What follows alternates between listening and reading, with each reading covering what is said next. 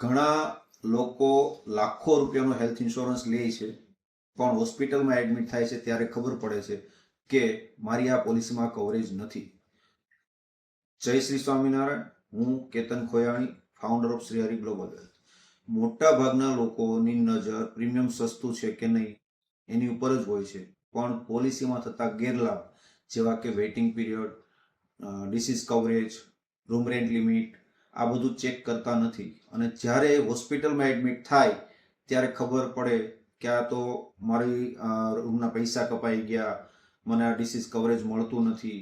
તો આવી રીતે જ્યારે પણ પોલિસી ખરીદો છો ત્યારે આ બધું ચેક કરવું જરૂરી છે, કારણ કે યોગ્ય રીતે લીધેલું કવર જ આપણને, આપણા ફેમિલીને સિક્યોર કરતું હોય છે.